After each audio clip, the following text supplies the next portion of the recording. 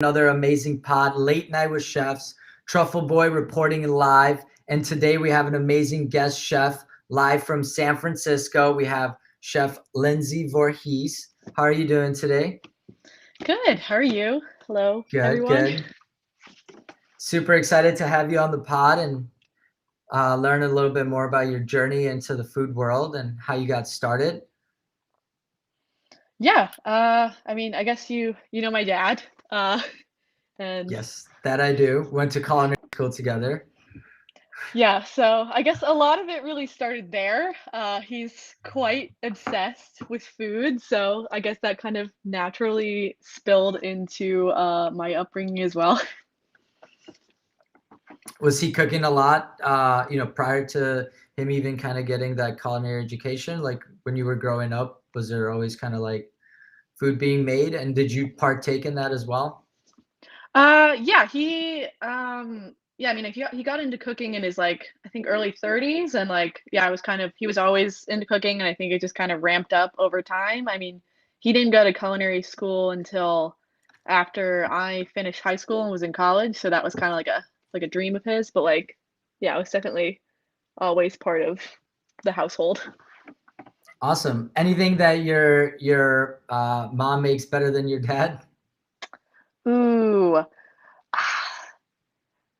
There's definitely a lot of things. I feel like this probably isn't even the coolest thing, but, like, I kind of loved, like, my mom stumbling into this culinary moment. She grew up, like, waitressing in, like, Italian restaurants in Chicago, and, I think she would always make the, like, garlic bread, and recently she, like, accidentally browned the butter, and she's like, "I ruined it. I'm so sorry." I was like, "This is amazing." Like, brown butter garlic bread, that's awesome. Right. That sounds amazing. Yeah, So she so stumbled on that. That's crazy. yeah, I was like, "I don't know how this happened so late in the game for you, but I'm here for it." Awesome. No, that's super exciting. So how did you get, your first kind of steps in the door in culinary wise? Yeah, I mean, yeah, I guess, like, in industry or So in just kind like of were you life? dabbling before you even got in the industry, and kind of what were you doing, day-to-day job, and what was your kind of switch from what you were doing before the cooking and pastries? Yeah, I mean, to be honest, I guess it was, like, a really slow burn for me. I think I started getting into food more when I was, like, in, like, middle school. I my dad didn't really do, like, pastry, so I was like, "You know what? I'm gonna do French pastry. I'm gonna explore my own," and, like, I started getting into that, and my sister, who's 9 years older, was living in New York at the time, and I would visit her in the summers, and we would, like, go to, like, fancy restaurants for, like, a couple days. So I was like, "Oh, this is really cool, this, like, world out here, in cities," and I think that's kind of where it first, like, sparked, where I was like, "Oh, this is, like, something I could do more seriously," um, but I kinda was, like, afraid to, like, make the jump for a while. I think there was, like, other people in my high school. There was, like, a friend of a friend who did, like, a pastry stage at Charlie Trotter, so I was like, "Oh, that's really cool, like, I wanna do something like that." She's like, "Oh, it's, like, really hard to, like, get it, like, he doesn't normally hire, like, 16-year-olds," like, I don't know. I was like, "Okay, maybe that I'm not ready yet." And so I kinda, like, put it aside. I was like, "Maybe I'll go to culinary school." I don't know. I kind of had this other interest in kind of environmental studies, so and like nutrition, and so like I kind of went down more of that pathway at first. Um, but like I guess I don't know how like familiar you are with like kind of like university like dorm like cafeterias. I mean, I'm not that familiar, but if you'd like to familiarize me and our viewers, I'd love that.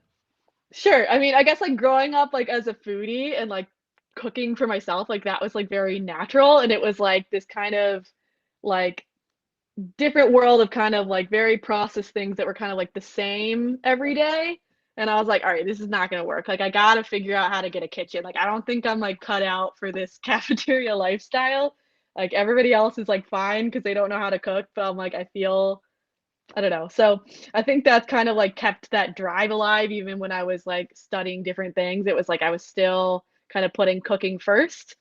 Um, and yeah, so that was kind of happening in kind of my And I feel college like years. the environmental and nutrition part is, you know, very food related and is on subject. Yeah, I feel like they didn't seem as, like, overlapped when I was, like, younger, but I feel like now, and especially in, like, California, it kind of feels like they're kind of all at the same intersection. Right. But yeah, it It's like took me it's some time the to figure it out. ecosystem, right? Mhm. We're all part of it. Yeah, and I mean, I was, like, into gardening, and that's kind of, like, right up in there with all of it, but yeah, but I guess I didn't really make the jump into, like, the culinary side until I was, like, a few years out of college, and I was like, "I don't think I wanna do what I studied." I studied more toward urban planning, and, um, I kind of dabbled in, like, kind of an office job, and, like, that wasn't really working, so I was like, "You know what? I'm gonna do work in a kitchen and see what happens." And what was And I that think I first talked to you. kitchen experience? We did have a talk. That was pretty cool. I was like, "I had But no idea where to go," and you're like, "Go to culinary agents, like, that's where all the jobs are," and I was like, shout out "Oh, to okay, maybe." culinary agents, but that is Yeah. literally where I was actually talking about them earlier today. But Mhm. that's literally where you know I found all the best jobs in kind of those chef-driven environments. Really, you know, that's where they're looking and recruiting is especially on that site. Yeah, it's very, like, streamlined, and it made it super easy, and I was, like, kind of looking through the jobs. I guess I had worked at a bakery right before I started college, and, so I already had, like, some experience, and I worked at, like, a plant-based cafe during college. So I was like, "Okay, I could, like, maybe do, like, a pastry, like, chef assistant kinda thing." Um, and so I went to, like, the library, and I just, like, basically cleaned out the pastry section. Like, I had, uh, like, a dozen thick cookbooks, and I was just, like, trying to, like, "Okay, like, I should probably narrow down this list, like, I'm not gonna read them all." And, like, the library was closing, and this guy came up to me, and he was like, "Are you a pastry chef?" And I was like, "I mean, like, I'd like to be, but, like, I'm not, like, there yet." And he's like, "Oh, I work in a Michelin star restaurant, and, like, we're hiring, like, would you be interested in doing, like, a stage and, like, talking to, like, my boss?" I was like, "Is this, like, real life?" I was like, "Okay, Wow, sure." that's amazing. And he's like, "Yeah, like, you look like you have, like, really advanced pastry books there."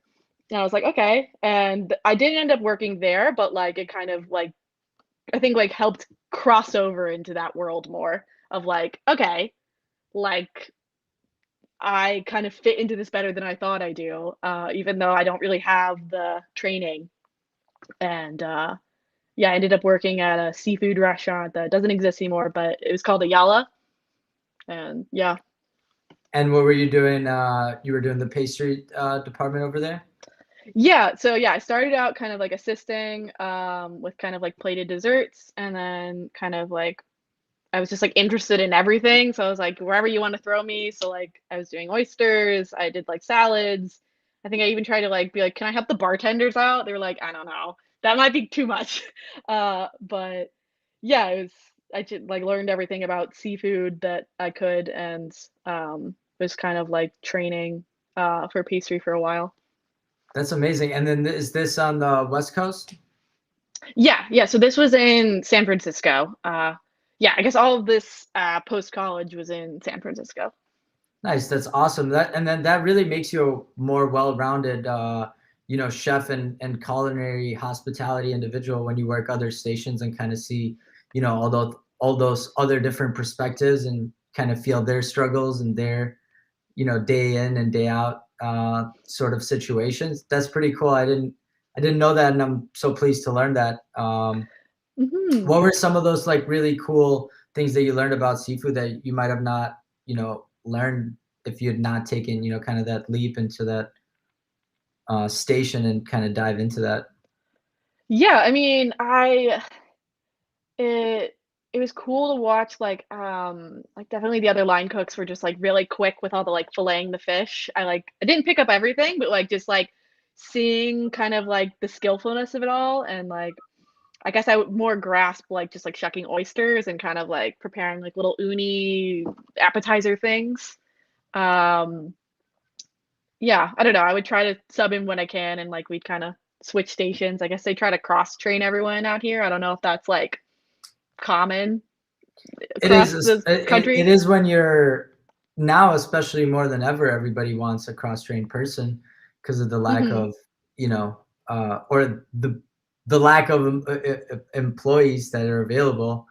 Yeah. But cross utilization, I think when we are talking about, you know, the fine dining world, they do try to, you know, get you as much as possible and integrate it into their system and their family as quickly as Mhm. possible as well. But kind of talking about those early days in, you know, the pastry world and kind of, you know, being new to this environment, what were those, you know, first pastry challenges that you kind of overcame and felt, you know, really happy about? And maybe it was like recipes or, you know, anything in that line of.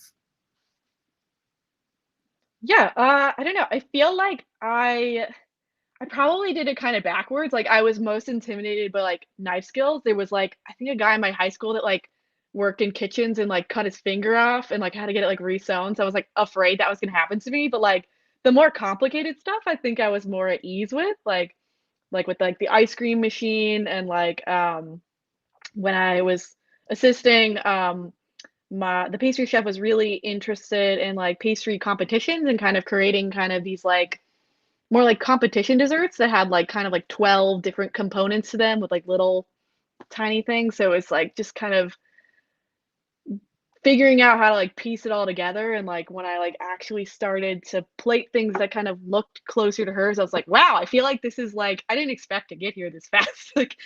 Like, this is very cool. That's amazing. And, you know, when we're talking about all these little garnishes and techniques, you know, Mhm. were you being assisted? Was, you know, was that chef really mentoring you? What were kind of those sources that you were really, you know, um, getting access to really, you know, help you advance in your career? Yeah, I mean, definitely in the beginning, it was very, like, hands-on training, like, of, like, "Can you supreme an orange?" Like, "Let's make sure your, like, quenelles are up to speed so, like, you can do them quickly," and, um, you can make all these, like, foams and, like, mousses, like, on your own, and then kind of after, like, a few months, it was kind of just like, "Okay, you are running, like, the plating at night now, like, good luck," which is kinda cool Right. So you to were kind of running the services pretty much. Mhm. That's amazing. Yeah.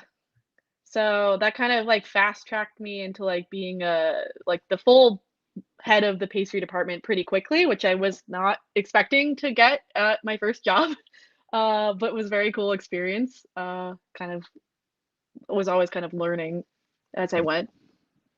Right, and I think that's a key skill that, you know, you've mentioned over and over, but you were so you take, you know, you do it with such excitement and you're always willing to learn and kind of step in and take action. And that's really what a kitchen needs as a leader, is to have that person that's always up for everything and always brings those, you know, positive vibes. Because it Hmm. gets rough, you know, we're in the trenches there most of the time. Yeah, no, it's a tough industry. I feel like it's interesting because a lot of my friends are in the restaurant industry and like I think they see just like what's on TV and like not what like real life is like. I'm like I've like had like a flipped schedule and it's like very like long nights. So like it's not, like what they show with like Gordon Ramsay, I guess. Right, it's a long haul. But, like, definitely, I mean, was fascinated by everything, and, like, people were always doing kind of creative experiments. A lot of people were into, like, fermentation and, like, they were inspired by, like, Noma, so, like, there was always something interesting going on. Okay. And what were those, you know, from that, what were like those, where did you transition from there? And kind of how did that move happen? Yeah, I guess it was a little abrupt. I think the restaurant after kind of, like, a year or so kinda seemed like it was kind of heading toward closing, and, like, I was kind of, like, I don't know, like, not totally sure of, like, the direction of my life, like, I loved being in food, but I was like, "I don't know, like, if this is exactly what I want," like, I'm not sure yet, um, and so I ended up moving back home to Chicago, and, like, then I guess, like, COVID happened, so I was like, "Alright, I guess I have time to figure life out and kind of make sure I'm going in that kind of direction with food that I really want.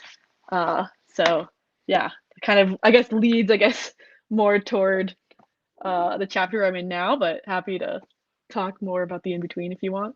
Yeah, sure. I mean, in the in betweens, since you were out in San Francisco, and we do know San Francisco is a huge foodie destination.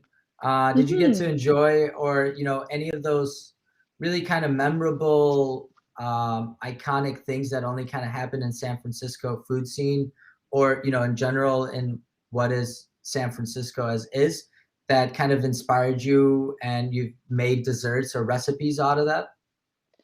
Yeah, I mean, I try to go to like restaurants when I can, or like try different kind of, I don't know, like I guess like the Mission Burrito or like things like that. And like they're like we have like a very vibrant like farmers market. I used to work like near the ferry building, and I would kind of find like every excuse to like go down to the farmers market. So like definitely I tried to, yeah, jump into it. I mean, I haven't been to, like, all the, like, fancy restaurants and experience all of that, but, like, I feel like there's definitely a lot of cool ones. Hopefully, I'll get to experience more of that over time now that I moved back. Um, but, sorry, what was the original question? Yeah, I don't know. Somebody just crazily knocked on my door, but that's okay. We're just letting that Okay. happen.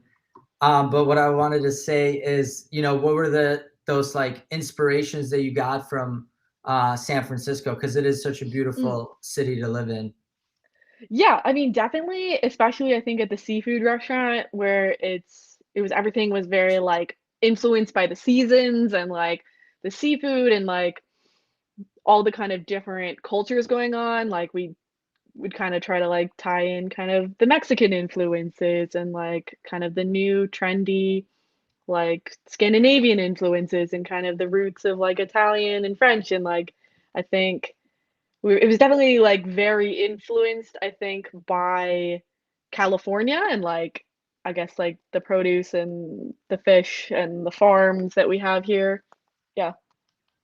No, that's awesome. I was just out in San Jose, Mhm. and I unfortunately didn't get to come visit San Francisco, but was told that I'll be back out there very shortly. So I hope that I can stop by and check out that beautiful city that you currently live in. Yeah, yeah, I mean, they're both cool, different vibes, but yeah, would highly recommend, touring. Exactly. So COVID, let's talk about COVID. You kind of moved back Mhm. to Chicago, and then COVID happened, and you're figuring things out. Are you cooking? Are you, kind of taking a different, like, kind of low vibe? What were you feeling like in terms of where were you headed? Yeah, I mean, I kinda was like, I don't know, I'm like, do I go into food marketing? I kinda dabbled in marketing a little bit. I was, like, cooking a lot at home and, like, trying to, like, get back into, like, the groove of things. I was, like, studying, like, kind of, like, systems design. I was kind of, like, starting to think about, like, since, like, I definitely, I think working in kitchens in San Francisco, people are thinking about kind of, like, sustainability and, like, the larger food systems, and I kind of since I studied urban planning, I was like, "Is there a way I could kinda, like, tie all of this together and, like, kind of be part of, like, the larger food changes, and kind of, like, do both?" So I was kind of was like, going on a limb here, maybe I could do, like, research and development in kind of like a consumer product setting, and, like, maybe the culinary skills will sort of, like, transfer over well enough, and, I eventually found an internship that was kind of doing this. I don't know if it's, like, that common of a thing, but I thought it was really interesting. It's, like, when you brew beer, the, like, grains that, like, you don't like, you normally throw away, they were like, "Alright, can we, like, do something with this?" Uh, like, Right. So like the maybe used up mash or whatever that they would, with the hops and whatever is fermented well, out. like, the yeah, yeah, like, well, the grains themselves, like, kind of like the, like, barley or wheat or whatever combination you're doing for that brew. They were kind of turning that into, like, snacks or, like, mixes or, like, local restaurants, like, "Hey, do you want, like, to do something with this? And, like, could this work in your restaurant?" And I kind of was helping them like explore that, and that felt like it was like, oh, okay, there's kind of a way to transition into this kind of consumer product market, but like still be doing like very culinary focused things. Was kind of where That's I super, started super across the board. interested. And like, Hmm. what were you guys, how are you guys kind of developing it into like snacks and stuff like that that could be like repurposed? And how was like like that process alone? Yeah, I mean, I guess I was kind of working on like really like early stage kind of base of products, but like I know they also send out like they have like a flour that they use for everything, and like they would send that out to like kitchens and be like, do you want to like explore this and like see what you can do for your space? Yeah, I mean they also do kind of more manufactured snacks. I wasn't as involved in like that part, but yeah, it was kind of like a hodgepodge of everything. I was just kind of like an exploratory role, I guess. Yeah. That's really awesome to be able to like kind of utilize your skills that you've learned, in different aspects and different parts of, the same industry, which is still food related and still, feeding people and being produced and, Mother Nature doing its thing. So that's really awesome. And then, so what did you end up doing after that and kind of where that road led you to?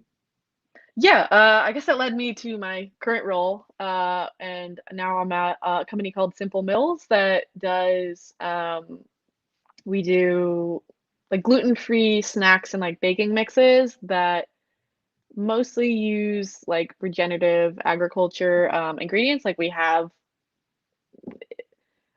they're mostly kind of like smaller crops that are I don't know if explaining this well. Are you familiar with like regenerative agriculture? No, I am not, but I'm super interested now. Okay. Um, like, uh, it's kind of like a way so that like you don't have to use as much fertilizer when you're like growing something. You can kind of have like a cover crop that like you can also use. So Okay, like, I get what you're saying. Is like so instead of, killing the fields, you use a different grain to repurpose that land, which still kind of feeds back the land so you can grow a next season or next season or next season and keep kind of going. Is that what it more or less yeah, so like entails? it kind of keeps the soil alive, and then like I guess you don't have like as many like dead spaces where it's just like not being used. Mhm. Um, because yeah, I guess having just bare soil doesn't really protect the nutrients. So we kind of work with a lot of those kind of crops and like um kind of like less used, I guess, ingredients. Like we don't really do like rice and like potatoes and like the main things because So we're more trying to like like support. ancient grains, more or less. Yeah, I guess like the gluten-free version of that, pretty much, yeah. And And what are some of those, in particular? Is there any ones that like you really love, and is there a reason that you like them?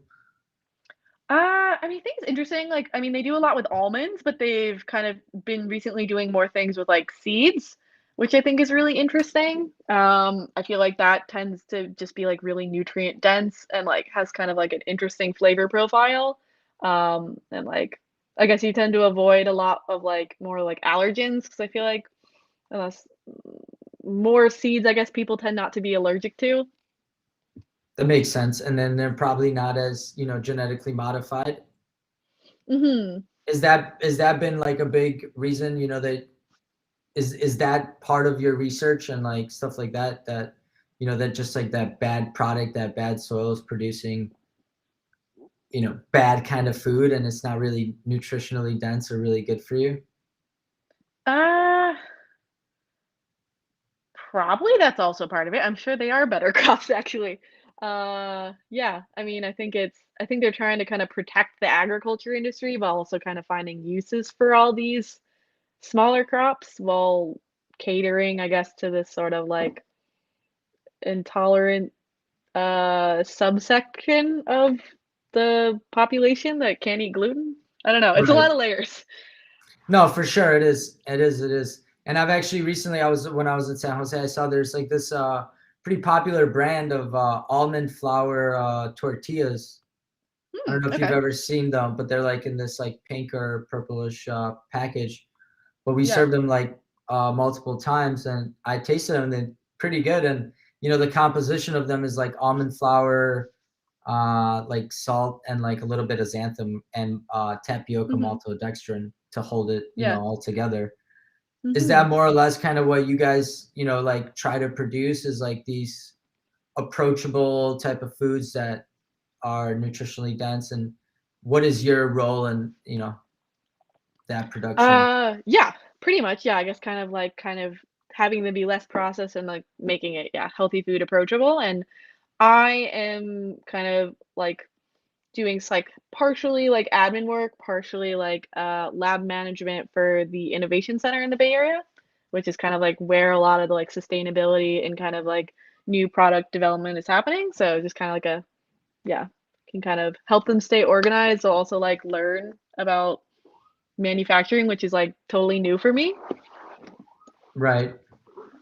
No, that's really cool. And in terms of like, what do you do on your, you know, day-to-day basis? Are you still cooking up pastries? You know, are you still looking up recipes, watching, you know, is there any particular pastry chefs that like you're just in love with, and you know, you love all their things and things like that? I mean, I've been watching a lot of Great British Baking Show. I know they just started a new season. I think I don't know, I really like the vibe of that show. And my boyfriend, he's also really into baking, so we've been considering doing kind of like a mock, kind of like competition and kind of like mirroring what they do in the show, just to like see Okay, how we would do. that would be super fun. Yeah. I guess like specific chefs. I don't know if there's like a specific one that I'm following. I feel like there's like a patisserie in the Mission that I go to a lot that like I feel like has they have like an interesting blend of like flavors while doing kind of like a Tremette style pastries. Uh And what's the so Tremette style pastries? I don't know if that's the proper term, but like I guess I guess like French patisseries I feel like have kind of those like layered desserts that kind of they'll have like a mousse filling or like a hard shell coating, or like it kind of has like maybe like 5 or 6 different kind of pastry skills kind of shoved into like one kind of tart, or um no, like they're kind of like little like pill shaped type desserts. Right. Yeah. And I just like find that style of desserts very fascinating with all the kind of like, oh, you're gonna put in like yuzu and like bourbon and like maybe put some like little Rice Krispies or something. Okay, I think I just recently saw on your Instagram you had that, you know, that perfectly shaped glazed uh, pastry.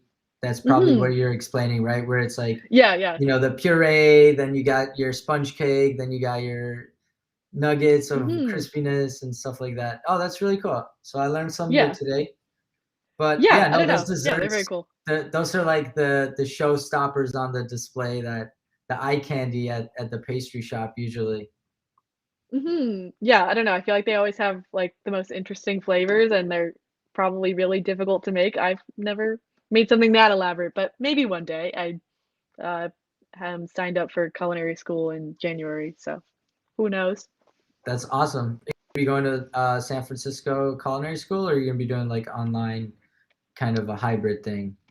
No, I'm going to San Francisco cooking school, yeah. That's awesome. Well, that's super exciting. And are you doing like the just pastry, or are you doing both savory and? I'm doing their hybrid. It's probably, yeah, because I figure culinary is kind of what I know less about, like all the kind of like butchering and like fish, I feel like could be interesting. I might pivot since I have a few months to think about it to pastry, but I feel like culinary is kind of interesting to me since I've kind of stayed No, more on the it's pastry side. that is it's a fun thing to get involved in. And you know, we as cooks, chefs, connoisseurs of the delicious things out in the world, we feed ourselves a lot, so that's, you know, that's a useful thing. And I think Anthony Bourdain said it himself, is like, I think everybody should go to culinary school, because even if they're not going to be you know, a chef or whatever, they're going to be able to, you know, cook for themselves. So that's definitely a huge thing. And then who knows what that will bring and what connections you'll make Mhm. in, you know, the school, which that's what I loved about culinary school is not only that I got to learn about food, but all the amazing people that want to learn about food likewise.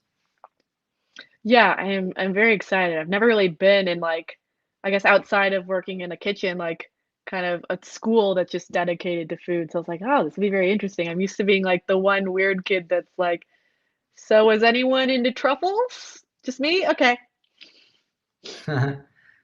I'd be the second person raising my hand in that class. Yeah.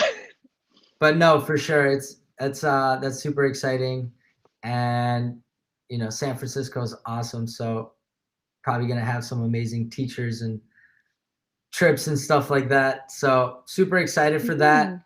For people kind of wanting to see, you know, what you're doing more in or what you're posting on, how can they find you? And yeah, Yeah, if you want to find me, I'm on Instagram. It's just my first and last name with the dot in the middle. Yeah, I mean, there's not a ton on there, but I feel like I'm revving up to be posting a lot more. I've been kinda getting into my pastry groove again, so who knows? If you want sporadic surprises, check it out. love it. Thank you so much, Lindsay, for coming on the pod and sharing your wonderful experience. And we'll be keeping up and, you know, wanting to see what culinary school looks like in San Francisco and how your journey through that would go. So we'd love to bring you back on the pod. And it was a pleasure talking to you. And I just want to say thank you so much for coming on the pod and sharing your story with us. Yeah, thanks for having me, and cool. Awesome. Thank you so much, everybody, for tuning in. And you have a wonderful week. And make sure to check out what Lindsey Vorhees got going on. Have a good evening.